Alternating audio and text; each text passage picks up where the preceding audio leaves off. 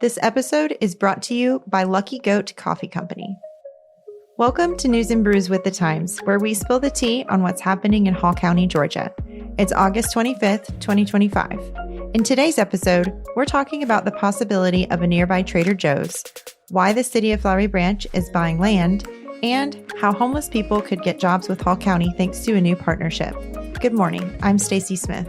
And I'm Shannon Casas. Also joining us this week is Ben Anderson to talk about a U.S. News and World Report ranking of our local high schools. He's our education reporter. Thanks for joining us, Ben. Thanks for having me. Now, grab your favorite brew and take a sip as we guide you through what's been happening in Hall County. Don't forget, you can also find all the stories we talk about this week at the link in our show notes and on GainesvilleTimes.com. There's a rumor about Trader Joe's coming to both Buford and Brazelton. Where at? Well, the first rumored site is in Buford, past the Mall of Georgia, where the Pet Boys is. Fun fact, I actually live like a 2-minute walk from that. My apartment complex is right next to that. Okay, but you said rumor. So is this happening or not? So, we heard about it. We caught wind of it on social media. We tried to confirm with Trader Joe's, of course, and their official page doesn't say anything other than one coming soon in Peachtree City. So we haven't gotten we haven't gotten a denial, but the official announcement hasn't been made. Also, the spokeswoman for Pet Boys in Buford said that they are renting out or leasing out the space next door, and they don't have a tenant yet. So that sounds pretty iffy. I would say it's very iffy because it's almost inconceivable to me that they could fit a Trader Joe's in that building to begin with, let alone a part of the building. Yeah, based on the square footage that was reported in the article, that doesn't make sense to me. But so we weren't able to actually talk with anybody at Trader Joe's? That's my understanding. No, we weren't. Okay, so there were rumors this was happening. We tried to track it down, and we were not able to confirm that any of this is true. Correct. This is very disappointing. I know. Well, there is another rumor. Okay. It's disappointing for you guys. A Trader Joe's right there would be a nightmare. I mean, there is a Sprouts right across the street. Are you going to complain about traffic right there? Yes, traffic by the mall is already bad enough. Is the Trader Joe's going to make it that much worse? That little area, yes. I mean, it already gets backed up at that intersection right there. Especially if you're coming out of those apartments right there, like that, like going that direction is really hard to turn left.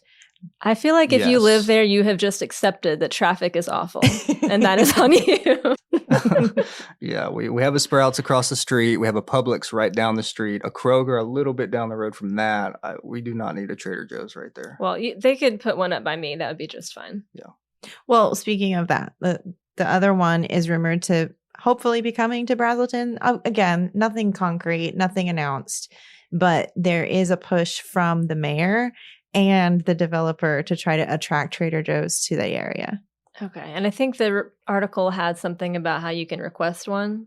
Yes. So you can go to our article. There's a direct link to Trader Joe's site and to the exact form you would need to submit just to, request that you'd like a Trader Joe's to come. So anybody can do that. I can request one up my way. Yeah. Not that they'll listen necessarily. But. Well, they're looking for the right population threshold. And a big one is proximity to the warehouse supply store. So having that access to 85 in Brazelton right there and in Buford, I think it's more likely in those areas than, North Hall.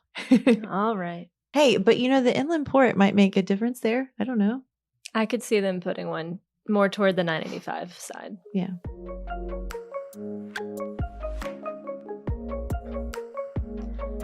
Flowery Branch is buying almost 7 acres off their Maintainer Parkway. That is a very, prime for the taking development area. But what does the city need it for? They are hoping to build a police department, and a new police department at some point. A new one? Isn't their current one downtown pretty new? So they moved to City Hall in 2018. So yeah, still fairly new, but they have apparently gone from 16 officers to 27 since then. Wow, that's a big increase. It is. So they need more space for the officers, detectives, equipment, etc. Yeah, they have said that they're busting at the seams, the police chief there in particular. So when is this happening? Have they bought the land yet? So they just voted to buy the land last week, and then they'll move forward from there. They don't have any kind of timeline on actually building on the property. Right now, they're just buying the land. So it could end up being something else potentially. I think that's always a possibility. I've definitely seen over the years, sometimes the city will purchase property and then it changes hands. Other things can happen if, surprises come along. But I think they're definitely expecting the city to keep growing, expecting their police department to keep growing. So that's Crime currently to what keep they're thinking. growing. Possibly keeping at least at the rate of growth. Obviously, the police department is trying to prevent that. So having, growing at the rate of their population hopefully helps keep that crime down. Yeah. So $2 million is a pretty big price tag. Where is that funding coming from? So that's part of their capital projects fund. So they should be able to move forward and buy that property. What's the capital projects fund? So that's basically a fund where they can buy land, build. It's not what you would use for your average salaries for your employees. It is for capital projects. So is there already money in that fund, or is this something that SPLOST is going to cover in the future? So there is money in that fund. They would also be looking to use SPLOST once they get to the design and building phase. Okay. Do the citizens of Flowery Branch get a say in this? Well, they get a say in SPLOST, that's your special purpose local option sales tax. And that's something that voters have to approve or not approve. And then it funds capital projects like this. So for those of you who don't know, SPLOST is basically a 1 penny sales tax. Always? Around here anyways, yeah. So reporter Jeff Gill will be following up on that project to see how they move forward. This episode of News and Brews is fueled by Lucky Goat Coffee Company, Hall County's favorite way to wake up your luck. Start your morning with bold flavor and small batch brews that kickstart your day the right way. Find them in Flowery Branch or at luckygoatcoffee.com.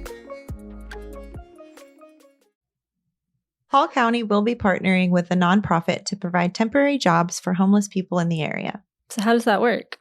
So the county normally has jobs like maintaining parks, janitorial services, plumbing, road maintenance, etc.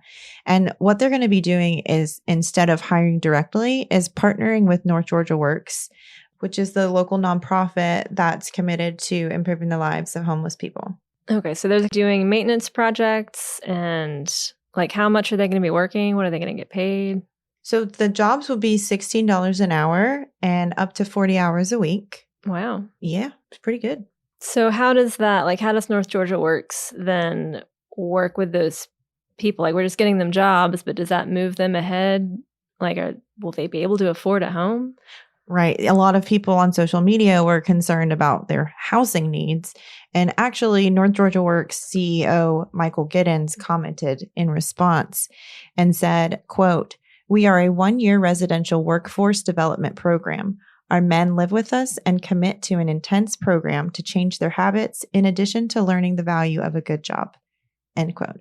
So they do have living conditions while they're employed. Okay, so they have stable housing then. Does North Georgia Works help them with housing at all at the end of that program? Their website does say that they have an aftercare program. So after they complete the 1-year residential workforce development program, they do keep tabs and just try to help them succeed in life.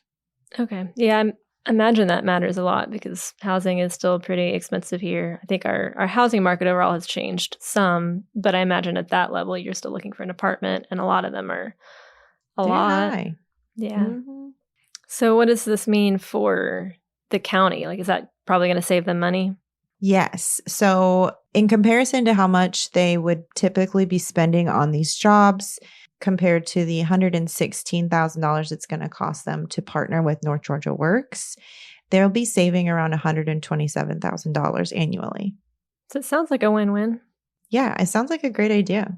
I'd like to hear from some of the people in the program and kind of before and afters of their experience and any growth that they've had from that.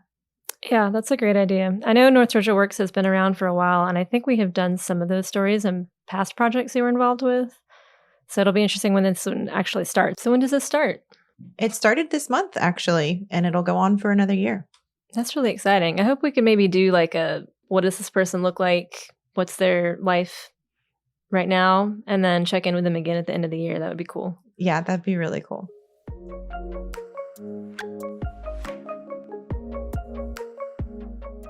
Ben, you published a list this past week ranking our local high schools. Tell us more about where that list comes from. So the list comes from a media organization called U.S. News and World Report. They're widely known for their rankings across education and healthcare and stuff like that. Yeah, they rank a lot of things. Like, I think they rank the college where I went as the most beautiful campus in the world. Mm-hmm. So where do they get the rankings from? Like, what factors are they looking at? How do they make those determinations? So there are 6 criteria or 6 kind of areas they look at. One is college readiness, another standardized test scores, grad rates, stuff like that. And then they're given an overall score? They are. Based on those? Okay. So how did our Hall County schools stack up? Well, they ranked a little over 480 high schools in Georgia and nearly 18,000 nationwide. Wow. And we have 9 traditional high schools in Gainesville and Hall County. And some schools obviously did better than others. So based on what you know about the school system, did the rankings surprise you? I don't know if I could have told you who would have topped the list, but I probably could have told you who might have ended up closer to the bottom. And who's that? Well, West Hall High ended up at the bottom of the list. So number 8. Oh. So if they're number 8, then there's somewhere like on the list through the state. So like they're definitely better than some schools in the state. They just happen to be at the bottom for Hall County. Bottom for Hall County, but also toward the bottom of the list statewide. And what was one of the biggest factors pushing them toward the bottom?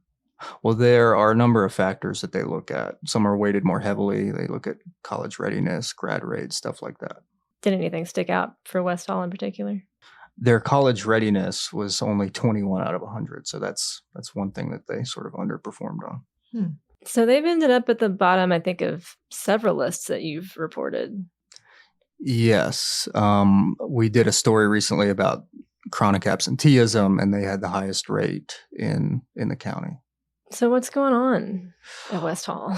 We're not quite sure yet, actually. So we're actually planning on kind of looking into that and maybe doing a story in the future. So stay tuned for that. But we're trying to get answers and talking to some folks and seeing kind of what's going on there.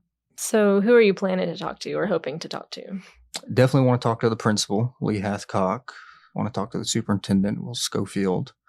And any parents whose kids go to West Hall, if you have any insight about any of this, you can shoot me an email or give me a call. So we know who was on the bottom of the list, unfortunately. Can we talk about the top of the list for a second? Yeah. Was your high school on the top of the list? Where I went to high school? Mm-hmm. No. Rude.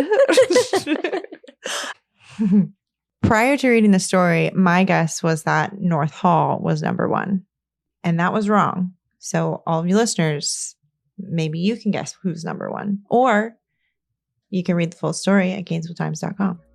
To support the kind of journalism you heard on today's podcast, you can subscribe to The Times. Plans start at $7 a month. There's a link in our show notes for that, as well as all the stories you heard about on the podcast today. If you enjoyed today's episode, the best way to support us is by leaving a quick rating or review wherever you listen to podcasts.